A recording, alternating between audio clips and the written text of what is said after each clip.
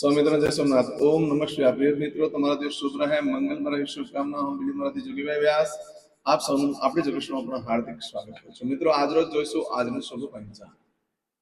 વક્રતુંડ મહાકાય સૂર્યકોટિ સમપ્રભુ નિર્વિઘ્નમ કુરુ મે દેવ સર્વકાર્યેષુ સર્વદા। આખા ભાદરવા માસની તમને બધાને ઘણી ઘણી શુભકામના। આ ભાદ્રપદ માસની અંદર ખાસ કરીને બીજના દર્શનનું બહુ જ મહત્વ હોય છે। બીજના દર્શન કરવાથી સંકટ ચતુર્થીના ચંદ્રના દર્શનનો રોષ રાખતા નથી, માટે બીજનું દર્શન દરેક જણા ખાસ કરી લેવું। સંધ્યાકાળના સમયે સૂર્યનારાયણ ભગવાન જરા સસતા હોય ત્યારે ત્યાં દર્શન થશે। ત્યાર પછી કેવડા ત્રીજનું વ્રતનું પણ બહુ જ મહત્વ છે। કેવડા ત્રીજની વ્રતની પૂજા આપણે અહીંયા બિલીમરા સોમનાથમાં આપણે કરાવીએ છીએ। આમાં માટીના શિવલિંગની પૂજાનું બહુ જ મહત્વ છે। ત્યાર પછી ગણેશ ચતુર્થી ચાલુ હોય, ગણપતિ દાદાનું સ્થાપના કરવાનું પણ બહુ જ મહત્વ છે। ખાસ કરીને માટીના ગણપતિનું સ્થાપન કરવાનું બહુ મહત્વ છે। આ પીઓપી ને બધું જે કરો છો એનું કોઈ રિઝલ્ટ નથી। સાચી વસ્તુ તો માટીથી જ બનાવીને લખેલું છે। પાર્થિવ ગણેશની પૂજા બતાવી છે, એટલે માટીથી જે બનેલા ગણપતિની પૂજાનું બહુ જ મહત્વ છે। તો એ ઉત્સવ પણ આનંદ ઉત્સાહથી ઉજવજો। આ 15 દિવસ પૂર્ણ થાય ભાદરવા માસ અને પછી પિતૃમાસ આવશે। તો પિતૃના મહિનાની અંદર પિતૃની ઉપાસના આરાધના કરવાનું પણ બહુ જ મહત્વ છે। એના માટે પણ યોગ્ય માહિતી હું આપીશ દરેક વિડીયોમાં। પરંતુ પિતૃ પ્રસન્ન થાય ને તો જ દેવ પ્રસન્ન થાય છે, અને દેવ પ્રસન્ન થાય તો દુનિયા પ્રસન્ન રહે છે। માટે આખો મહિનો મહારાજના ઉપાસના માટે બહુ જ શ્રેષ્ઠ છે। ચોક્કસ કરજો। ફરી પછી બધાને ગણપતિ ઉત્સવ તેમજ ભાદરવા માસની ઘણી ઘણી શુભકામના। આજ રોજ જોઈશું આજનું શુભ પંચાંગ। આજ તારીખ છે 12/9/2026 ને શનિવાર। ભાદ્રપદ માસ છે, ભાદરવા માસ શુક્લ પક્ષ એકમ છે। આજે રામદેવજીના નોરતા આજથી શરૂ થાય છે। રામદેવજીના નોરતાનું મહત્વ બહુ જ છે। એમાં પણ બધું કટસ્થાપન વગેરે કરવામાં આવતું હોય છે। આજના દિવસે મૌન વ્રત પણ આરંભ થતો હોય છે। ઘણા લોકો આ સમયે મૌન વ્રત લેતા હોય છે। આજે જે બાળકનો જન્મ થાય છે એની તિથિ ગણાય છે એકમ તિથિ। આજે સવારે 7:47 પૂર્ણ થઈ જાય ત્યાર પછી જે બાળકનો જન્મ થાય એની બીજ તિથિ ગણાશે। આ બીજ તિથિ 13 તારીખે સવારે 7:09 પૂર્ણ થઈ જશે। આજે જે બાળકનો જન્મ થાય છે નક્ષત્ર ગણાય છે ઉત્તરા ફાલ્ગુની। આ ઉત્તરા ફાલ્ગુની નક્ષત્ર આજે બપોરે 12:59 12:56 પૂર્ણ થઈ જશે। આજે બપોરે 12:56 પછી જે બાળકનો જન્મ થાય એનું હસ્ત નક્ષત્ર ગણાશે। આ હસ્ત નક્ષત્ર 13 તારીખે બપોરે 1:08 પૂર્ણ થઈ જશે। આજે જે બાળકનો જન્મ થાય છે ને યોગ ગણાય છે શુભ યોગ આજે 3:10 પૂર્ણ થઈ જાય છે, અને ત્યાર પછી જે બાળકનો જન્મ થાય એનો શુક્લ યોગ ગણાશે। આજે જે બાળકનો જન્મ થાય છે એનું કરણ ગણાય છે બહુકરણ। આજે સવારે 7:47 પૂર્ણ થઈ જાય, અને ત્યાર પછી જે બાળકનો જન્મ થાય એનું બાલવકરણ ગણાશે। આજે જે બાળકનો જન્મ થાય છે એની રાશિ ગણાય છે કન્યા। કન્યા રાશિની અક્ષર છે પઠણ। કન્યા રાશિનો સ્વામી બુધ છે। આજે આખા દેશમાં કોઈ પણ બાળકનો જન્મ થાય બધાની રાશિ કન્યા ગણાશે। આ કન્યા રાશિ 14 તારીખે મળસ્ક 1:27 પૂર્ણ જશે। આ રાશિ તિથિ વાર નક્ષત્ર કરવાનું બહુ જ મહત્વ છે। મિત્રો, એમાં જેનો જન્મ તેની ચોક્કસ પ્રમાણે પૂજા વિધિ કરેલો જીવન સરળ બની જશે। આજે જીટોમાં સબસ્ક્રાઇબ મિત્રમાં ઘર પરિવારમાંથી કોઈ પણ સદસ્યની વર્ષગાંઠ છે, મેરેજ એનિવર્સરી છે, બધાને મારી ઘણી ઘણી શુભકામના। તમારા જીવનમાં ખૂબ પ્રગતિ થાય। ભગવાન શંકર તમારી બધી મનોકામના પૂર્ણ કરે। સવાર મોટી આપણી જોગેશ ચેનલ પર જઈ આજનું સુકન જોઈ લો, અને આજનું સુકન કરી લો, આખું વર્ષ તમારું સરસ રીતે વ્યતીત થશે। આજે જે કોઈ સબસ્ક્રાઇબ મિત્રમાં ઘર પરિવારમાંથી કોઈ પણ સદસ્યની ત્યાં કોઈની પુણ્યતિથિ છે, તે પુણ્યતિથિ એ દિવસે ખાસ કરીને ગાયને ખવડાવવું જોઈએ, કૂતરાને ખવડાવવું જોઈએ, ભિક્ષુકને ભોજન કરાવવું જોઈએ, કાગડાને ખવડાવવું જોઈએ, બ્રાહ્મણોને અન્નદાન કરવું જોઈએ, બ્રાહ્મણ ભોજન ઘરે રાખવું જોઈએ। તે સિવાય બધા કુટુંબ પરિવારના સદસ્યો ભેગા થઈ આજના દિવસે એક સાથે ભોજન કરવું અને આનંદ સ્વાથી સમય કાઢવો જોઈએ, જેથી કરીને પિતૃ ખૂબ પ્રસન્ન થાય છે। પરિવારમાં સુખ શાંતિ અને પ્રસન્નતા હોય છે તો જ પિતૃ પ્રસન્ન રહે છે। તમે જરા પણ કંઈ ખોટું કરો છો તો તમારા માતા પિતા દુઃખી થતા હોય છે। એ તમારા સંતાન જ્યારે ખોટું કરે ત્યારે તમે દુઃખી થતા હોય છો, એમ તમારા પિતૃ દુઃખી થતા હોય છે। માટે તમે આનંદ ઉત્સાહથી રહો અને ખૂબ સરસ રીતે આજની પુણ્યતિથિ ઉજવવી છે। આજે જે તમારા સબસ્ક્રાઇબ મિત્રમાં ઘર પરથી કોઈ પણ સદસ્ય કોઈ જગ્યાએ ઇન્ટરવ્યુ આપવા જઈ રહ્યા છે, કોઈ નોકરી ધંધા માટે જઈ રહ્યું છે, કોઈ પરીક્ષા આપવા જઈ રહ્યું છે, કોઈ યાત્રા પ્રવાસ માટે જઈ રહ્યું છે, કોઈ વિદેશમાં જઈ રહ્યું છે, આજે કોઈનું ઓપરેશન હોય, ડિલિવરી હોય, સગાઈ હોય, છઠ્ઠીની પૂજા હોય, આવી કોઈ પણ પૂજા તમારી હોય, કોઈ પણ કાર્યનો આરંભ કરવા તમે જઈ રહ્યા છો તો આપણી જોગેશ ચેનલ પર જઈ પ્લે લિસ્ટમાં જઈ બહારનું શુકન જોઈને પછી કાર્ય કરજો, સારી સફળતા મળી શકે છે। પરંતુ આજે એમ તો શનિવાર છે એટલે ઘરેથી નીકળો છો તો વડીલ વૃદ્ધ વ્યક્તિને વંદન કરીને નીકળો। દેવસ્થાનમાં ભગવાનને કહેવાનું કે મારા કાર્યમાં મારી સાથે રહેજો। આજે ભિક્ષુકને ભોજન કરવાનું પણ બહુ જ મહત્વ છે।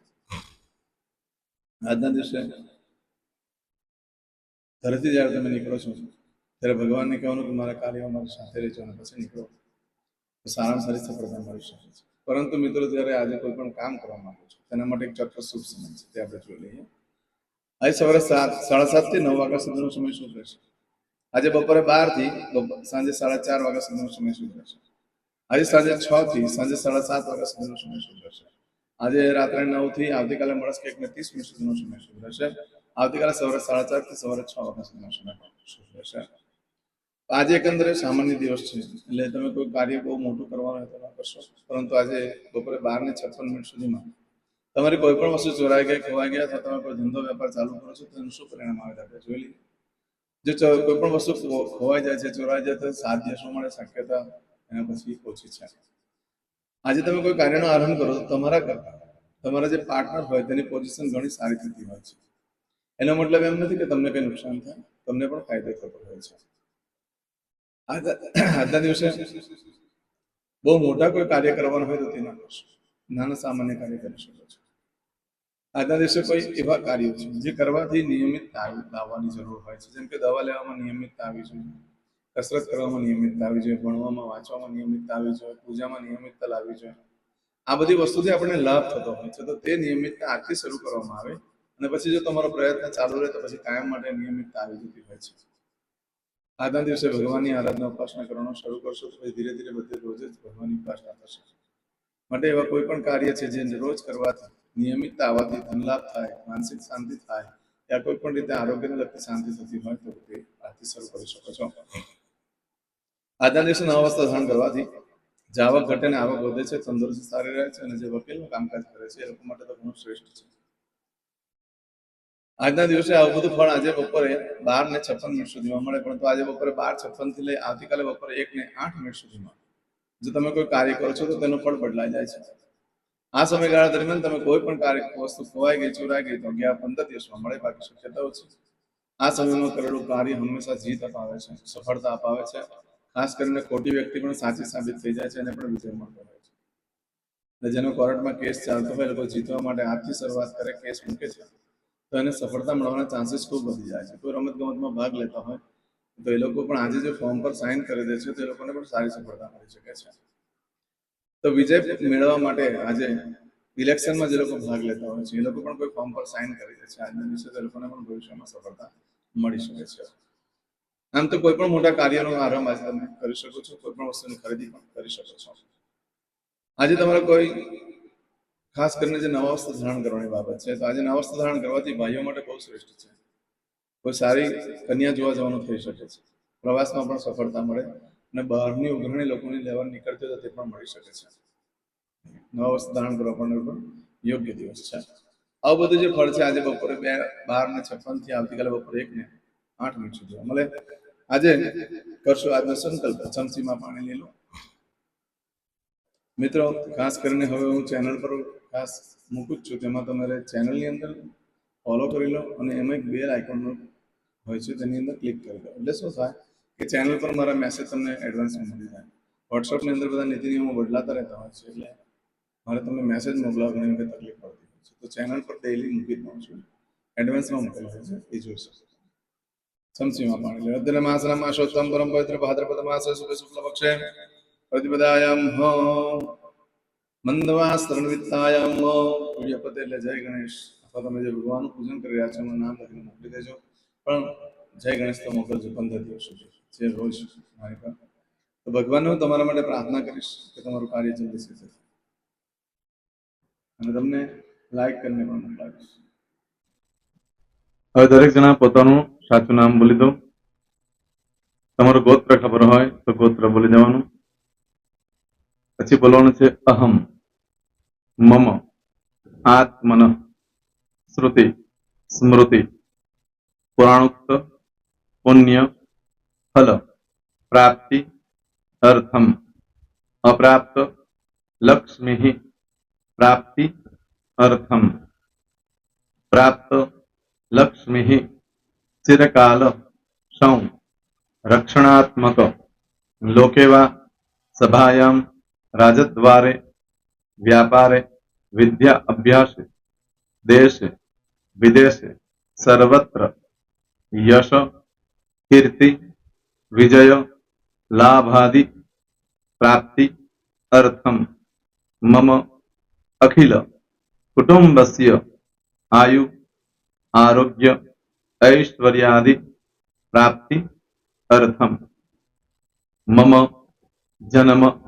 समय तथा च विप्र वृंदानां जन्म समय जन्म कुंडली मध्ये स्थित ग्रहः गोचर ग्रहः महादशा अंतर्दशा प्रत्यंतर्दशा तथा च योग युति दृष्टि मध्ये शुभफल प्राप्ति अर्थम भय रोग शत्रु बाधा दोष मारण तारण मंत्र तंत्र अरिष्ट दोष पीड़ा निवृत्ति अर्थम भूत प्रेत पिशाचादि द्वारा रचित अरिष्ट दोष निवृत्ति अर्थम मम सकल मनवांछित फल और તમારા મનમાં જે કઈ ઈચ્છા હોય તે બોલી જવાનું.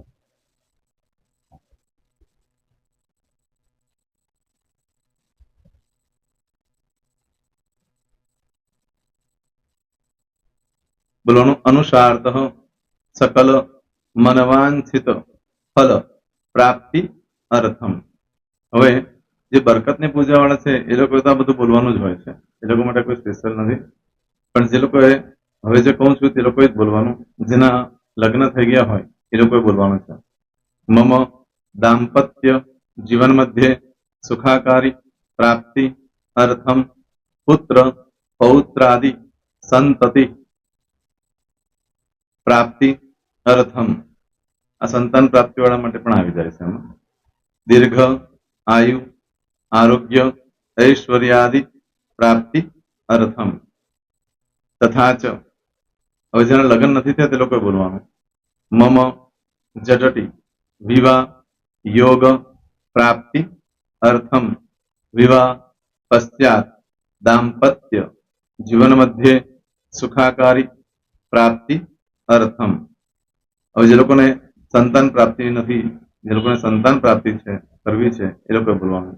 मम दाम्पत्य जीवन मध्ये सुखाकारी प्राप्ति अर्थम तथा च दीर्घ आयु आरोग्य ऐश्वर्यादि समन्वित संतति सुख प्राप्ति अर्थम.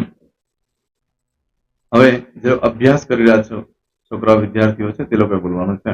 મમ વિદ્યા અભ્યાસ મધ્યે ઉત્તરો ઉત્તર પ્રગતિ उन्नति सानुकूलता पूर्वक दिव्य सफलता प्राप्ति अर्थम. और जो लोग विदेश में जवा मांगता हो के सीप में जवा मांगता हो, मतलब भारत देश ने बहार जने धंधो व्यापार करवा मांगता हो ए लोग अथवा विदेश जवा मांगता हो कायम माटे ए लोग बोलवानुं छे. मम जटटी विदेश गमन योग प्राप्ति अर्थम विदेश गमन कार्य मध्य सानुकूलता पूर्वक दिव्य सफलता प्राप्ति अर्थम. आरोग्य वाળા બોલવાનું છે, જેને આરોગ્યની પૂજા આપેલી હોય એ લોકોને. એમ તો દરેક જણા જ બોલવાનું. બોલો મમ આયુ આરોગ્ય ऐश्वर्यादि प्राप्ति अर्थम.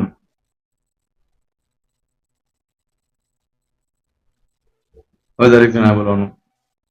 सकल मनवांछित फल प्राप्ति अर्थम अद्य दिने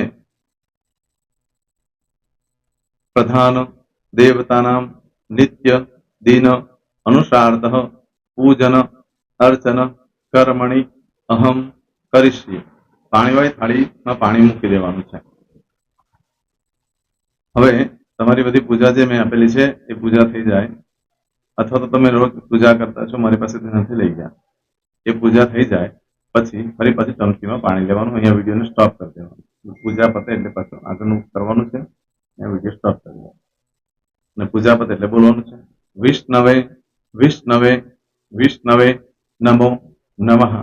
વિષ્ણુ સ્મરણા સર્વમ પરિપૂર્ણ અસ્તુ. એતાની ગંધ પુષ્પ ધૂપ દીપ નૈવેદ્ય તાંબૂલ પ્રદક્ષિણા સહિત ઋણુ મમ સકલ મનવાંછિત ફલ પ્રાપ્તિ અર્થમ પૂજન અર્ચન પ્રિયતાન ન મમ. પાણી મૂકી દેવાનું, પાછું પાણી લેવાનું. પૂજન અર્ચન બ્રહ્માર્પણમસ્તુ. નીચે જમીન પર પાણી મૂકવું, એમાં આંગળી ઘસી કપાળમાં તિલક કરી દો. કપાળમાં જમીન પર પાણી મૂક્યું છે એમાં. ત્યાર પછી ભગવાનને કહેવાનું કે હે પ્રભુ, આજે પૂજા કરતા કોઈ પણ પ્રકારની ભૂલચૂક થઈ ગઈ હોય તો અમને ક્ષમા કરજો. અમે તમારા બાળક છીએ. પ્રભુ, તમારો ખૂબ આભાર માનું છું. આજે મારી પાસે તમારી પૂજા કરાવી, મારી મનોકામના પૂર્ણ કરી. પ્રાર્થના કરી દો.